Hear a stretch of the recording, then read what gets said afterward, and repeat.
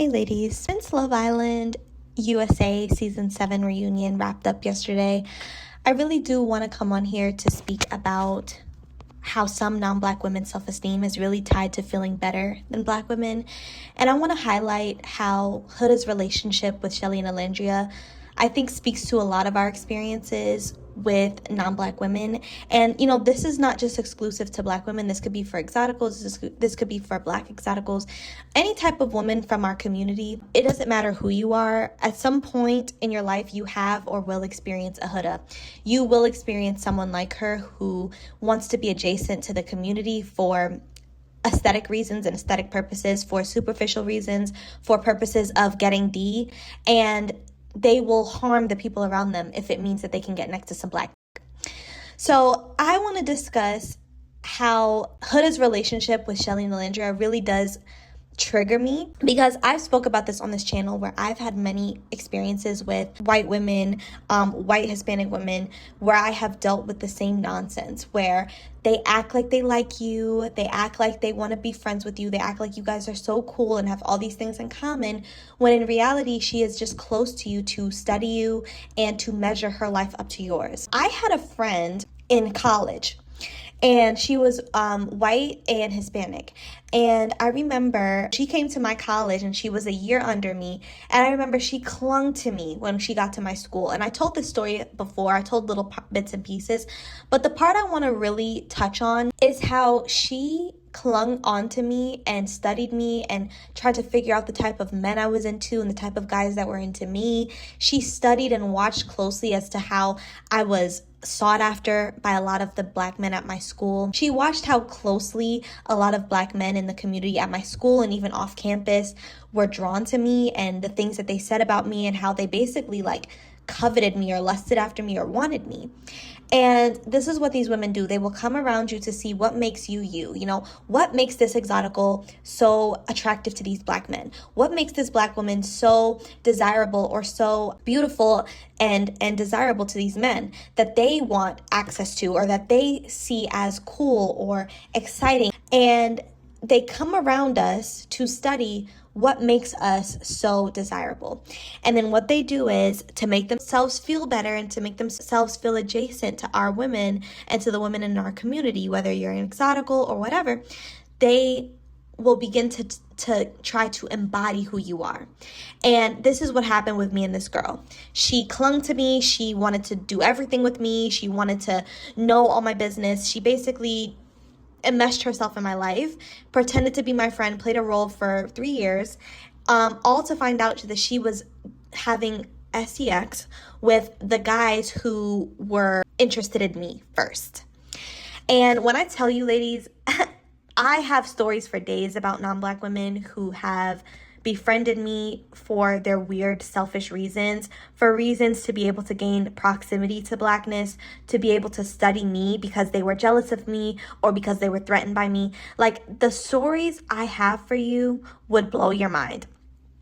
To make a long story short, this girl was up my ass only to find out the types of guys, and the guys in her year as well as in my year, and even, upperclassmen who wanted me. To put it quite plainly, the basketball players who were on my body, the normal guys who were attractive guys on campus who happened to be Black, who, she would hear conversations and my name would come up and they would be speaking highly of me, or they would be saying how they thought I was attractive or whatever. She would intentionally go and sleep with these men. And then she would come back to me and my other friend, who is currently still my best friend, and brag about how once you go Black, you never go back. And she would continuously talk about all these Black guys who I knew liked me, who I never gave a chance, but who I was cordial with, or who I would, say what's up to here and there, but never really gave them the time of day. She would brag about how she let them hit. And I just remember every time she would come and tell us these stories, she would almost always have this look on her face like she was looking for me to be bothered by her opening her legs to these men.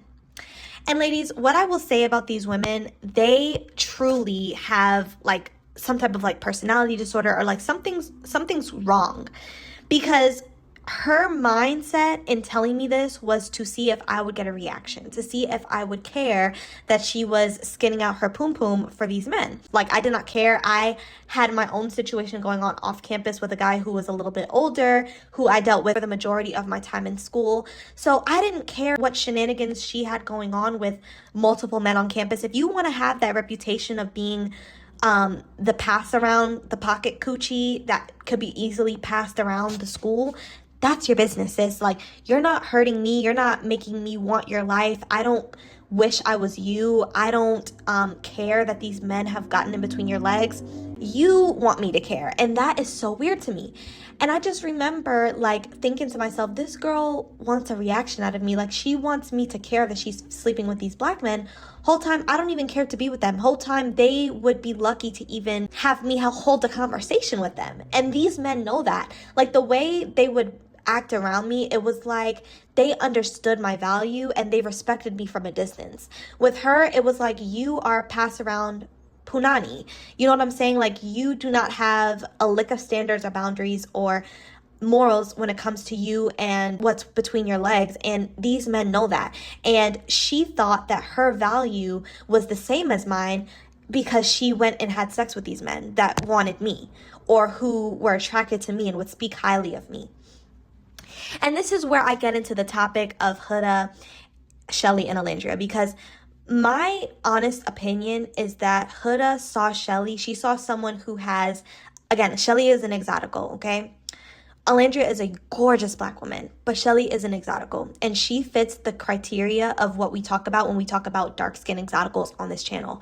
I am a brown skin, dark skin exotical, so I know exactly what Shelly was going through on this season of Love Island with Huda. Huda saw Shelly, someone who does not fit the usual black stereotype, okay? We're gonna start there. These non-black women know who they're messing with when they get around women like Shelly, women like me, women like other black women on this channel who are black exoticals or who are mixed. They know that you do not fit the normal stereotype of what they believe a black woman is, which is the unambiguous look.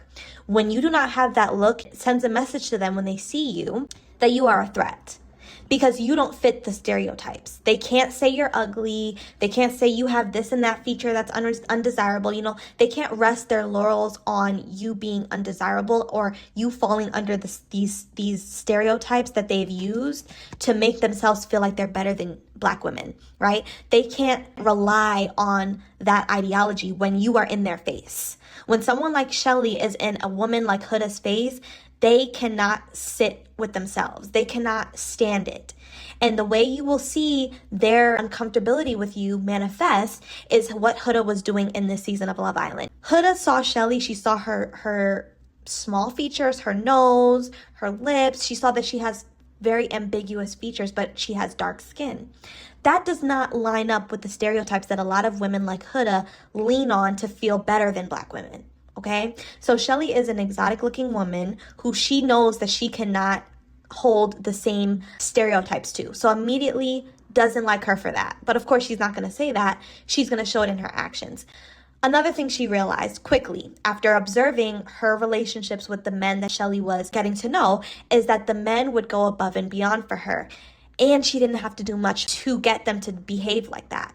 Shelly did not give up the cat to anybody, which I talked about in my video about being exclusive with your kitty and the benefits of it. Shelly did not have to give up anything. She didn't have to put her mouth on anyone's genitals. She didn't have to open her legs for anyone. And the men were rolling out the red carpet. She was getting multiple plates for breakfast. You know, if you don't watch the show, a lot of the men on the show, to show that they're interested in you or that they like you or value you, is they would make you breakfast in the morning.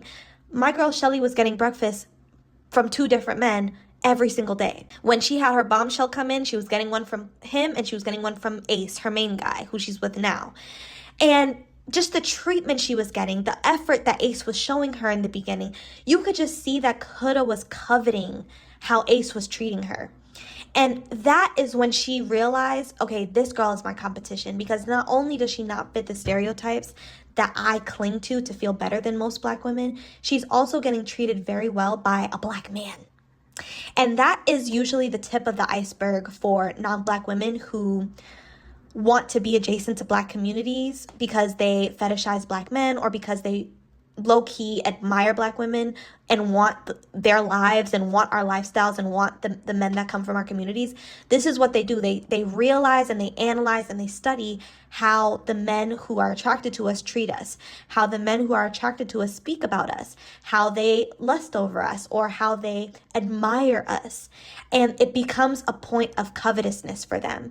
It becomes a place of, I need to compete with this woman now because she's getting treatment that I thought these types of women aren't supposed to get. And this is where you see the sinister behavior come out. When she does things, everyone has to kind of just fall in line. But when Shelly and Alandria call her out for certain things, it's like now they're mean girls, they're bullies. You know, the labeling, the vilifying of these women, which was so easy for her to do because, again, she was waiting for them to show their ass. She was waiting for them to behave this way so that she can put that label on them that is so commonly used against the Black community, which is you're aggressive, you're mean, you're this, you're that, and the other. Knowing damn well that those women held her hand through many of her trials and tribulations throughout the villa. They held her hand through all of her ups and downs, all of her crazy mood swings, her calling people out of their name, her acting an ass, just being completely belligerent half the time she was there. You know, it's like she vilified these women for standing up for themselves, for having a voice. And this is what a lot of non-Black women do when they are jealous and envious of Black women who they low-key admire but will not say. They are quick to hold your feet to the fire. They're quick to hold you to standards that are unfair, and they think that they get to treat you however they want to treat you. And I've dealt with this even in high school. I had, a white Hispanic friend, quote unquote friend, who used to get off on embarrassing me in front of people. And this was when I really didn't understand the concept of narcissists and people like her. When I was in high school, I was a target for girls who would befriend me but treat me horribly. And this one girl, she would love to embarrass me in front of people and make a spectacle of me basically in front of people. And that was her way of humiliating me, to devalue me. But when we would be just me and her, she would talk about how I was her bestie and how she loved me so much. But all the signs were there that she hated me. You know, she would get a kick out of people comparing us and accuse me of things, or try to embarrass me in front of people and press me about things. I was just supposed to take it. But then there was a time where she ended up doing something that was inappropriate, and I got the balls to check her about it. Do you ladies know that the friendship ended the second that I checked her? I never checked her the entire friendship. I always let everything slide. You know, I would always make excuses for her. But whenever she wanted to embarrass me or press me about something in public or in front of people, I always just had to take it. But the second I gave it back to her, the one time I gave it back to her, she stopped talking to me. And it's because I stood up for myself and I stopped allowing myself to be treated a certain way by her. And that's when I realized that a lot of these women, they want to use you as their punching bag. They want to use you as a place to learn about the Black community and learn about Black femininity. And, you know, as an exotical, it's they're attracted to you because you don't look like the typical Black woman, but you're also a Black woman still. So it's there's still that animosity there. And they're also pissed off because men are attracted to you, and men value you and appreciate your beauty just as much as theirs, if not more, when they're supposed to be the beauty standard. You know, it just gets very sticky, ladies. It gets very layered when you're talking about women like this. And so back to the girl from college, it's these are the types of things that you deal with women like this. You deal with women who study you, they analyze you. Even the girl in my high school, behind closed doors, they want to get close to you to study you and figure you out and learn about your beauty and how you maintain your beauty and your pedestal and how you maintain your privilege as a beautiful woman. But at the same time, they want to do things to tear you down or compete with you or try to get you out of your character in little covert manipulative ways. And I couldn't help but notice that is what my poor sisters, Shelly and Alandria, had to deal with on Love Island this season. And just to see the level of racism that they had to deal with, the level of prejudice, the attacks from, everyone, from publications, news publications that were running with propaganda that was, suggestive and racist, along with just all of Huda's fans. It was very unsettling and unnerving and heartbreaking, honestly, to see this happen in real time. And I just can't be quiet about it, you know? Like, I felt like I had to come on here and talk to you ladies and just politic a little bit, because I have a serious problem with women who want to be adjacent to the Black community, who befriend Black Exoticals because they admire your beauty, they admire your ambiguity, but they also hate you for it at the same time.